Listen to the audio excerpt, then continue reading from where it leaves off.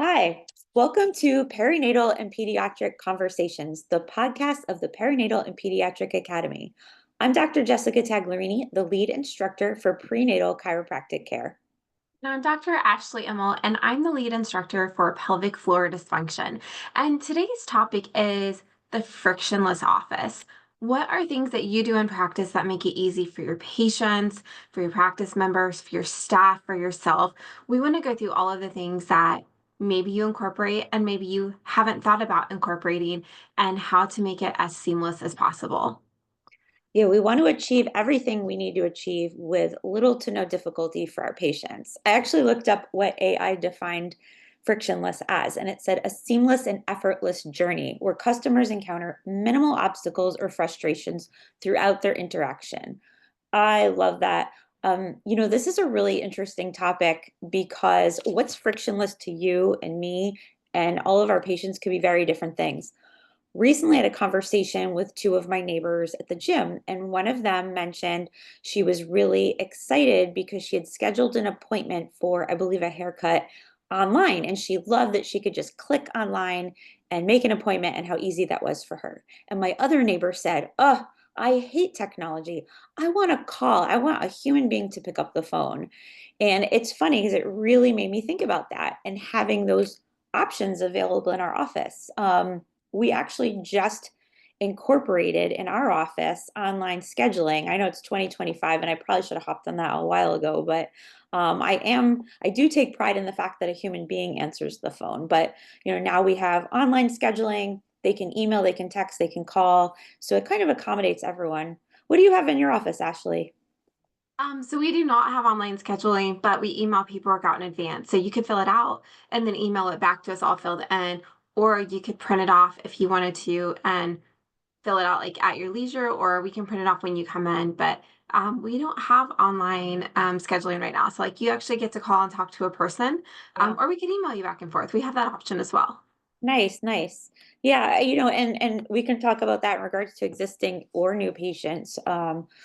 For new patients, we're kind of testing it out as beta. I'll let you know how it goes, but we have the new patient online scheduling and the established patient. So we literally just launched it last week. So we'll say, but I'm really excited to just cater to everyone and make it frictionless. As far as forms, that's another place we could thrive to make the experience frictionless. So we have printed forms on it, and it's important to make printed copies from the original and not copies of copies of copies, so look nice and professional if somebody wants to fill out in the office. But we just also are launching online fillable forms as well. We had it where people could go on our website, print the forms, fill them out, and bring them in. But I realized through a recent conference I went to that I'm like a dinosaur, that I own a printer, and maybe a lot of people don't own a printer. So it hadn't even dawned on me. And again, we just have to consider everybody and not just one person. How do you guys do your forms? Yeah, so we email them out and they can fill them out from their computer and then send them back to us, or they could print them. Like you said, not everybody has a printer, but if they Yeah. have a printer. And then the third option is some people need help filling out their forms. So we always have them in our office. If you want to have nothing to do with an emailed form to you to fill out and send back or fill out and bring in, then you can arrive early and fill them out in our office. Or if you need a team member to help you fill it out, we offer that as well. I love that. Yes, yes. We trained our staff if somebody seems like they need help, maybe an older population or a new mom that's just a little flustered, not getting a lot of sleep, to sit down with them in the reception area and help them through it and just give that added level of customer service that they might not get somewhere else. Yeah, absolutely. The next topic, which I think is a huge opportunity to make things frictionless, is scheduling. How do you do canceling and rescheduling in your office, Ashley? What policy do you have? I think it's important to have a policy, of course. Yeah. So our policy for that initial one is we're going to talk with you and find the right time and right opportunity because it could be a mom that needs extra time or extra attention. Well, you can't always get that from an online scheduler because you want to make sure you have enough time, or maybe they want to schedule multiple kids at the same time in themselves. So we do that, but then from there we try to really schedule people out where they have the opportunity to say, "Hey, I am available Tuesdays and Thursday mornings." Great. Do you like 10 o'clock Tuesdays and Thursday mornings? Yes, perfect.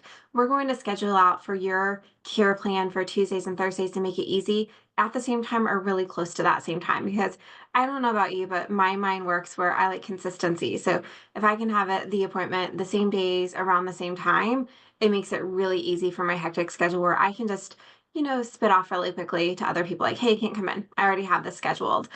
So we do that. And then, anytime you need a change, you could email us, you can call us. We don't have a great texting back and forth system. That's more me. I'm old school. I want you to be able to get exactly what you need and not be lost through a text conversation. But yeah, that's our policy. What's yours?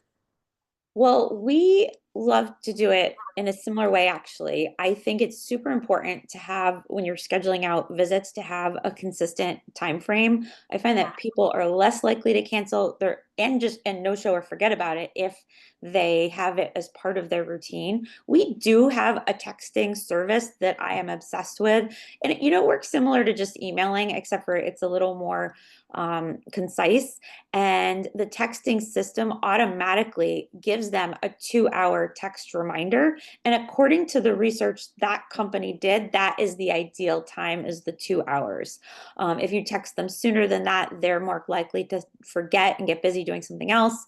And if you text them with less time than that, it's kind of too close to reschedule or do something about it. So what we have for existing patients is a 2 hour policy to either cancel or reschedule. My staff knows to always try to get them to reschedule within that day. I actually sometimes make a little contest for them if they have a higher percentage of reschedules versus cancels.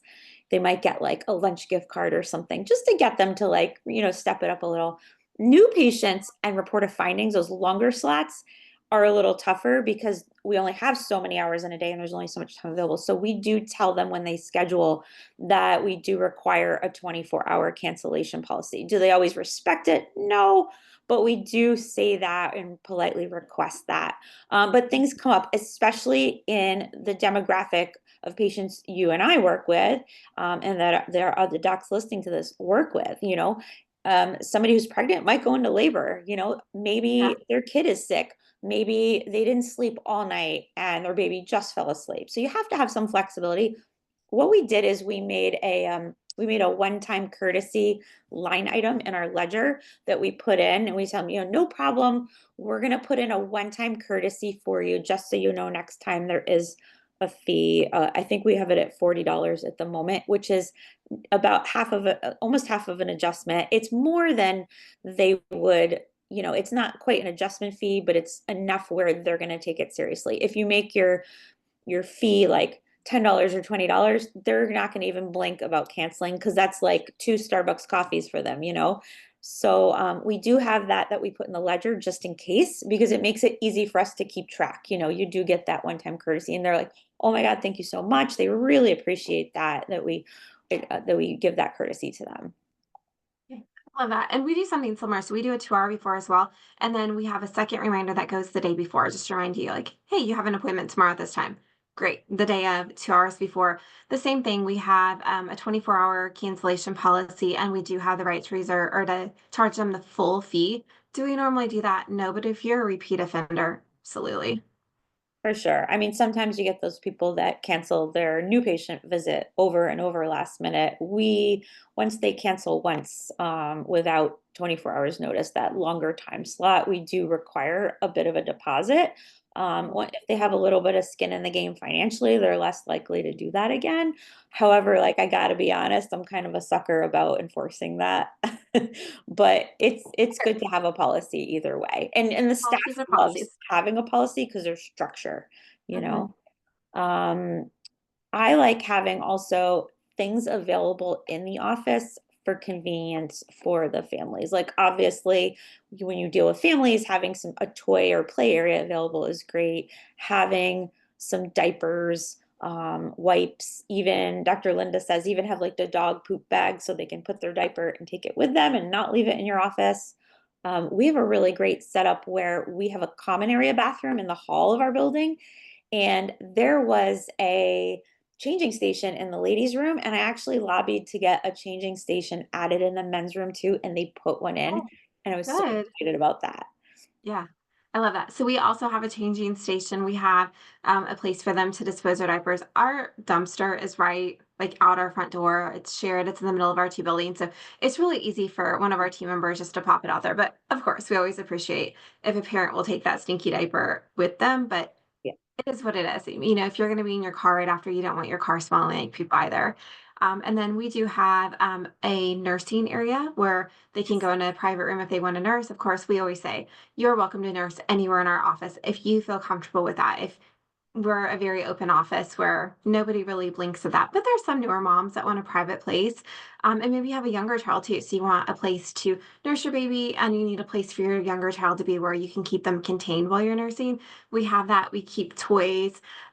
We also, another thing that maybe you do too, we let them keep a credit card on file because when you have your stroller and your kids and all of your things coming into the office, you don't always want to be digging in your purse and finding your form of payment. So we offer lots of courtesies of prepayment or having that card on file just to make it super easy. Yeah, I love that. I love that. The nursing area is huge. I had a patient that donated an extra boppy she got from her registry. So we keep that in the area. And a new mom the other day, she had like tears in her eyes. She was so relieved we had a boppy for her. You know, it's the Yeah, little things. It it is really the little is. things. Yeah. Absolutely. Yeah, absolutely.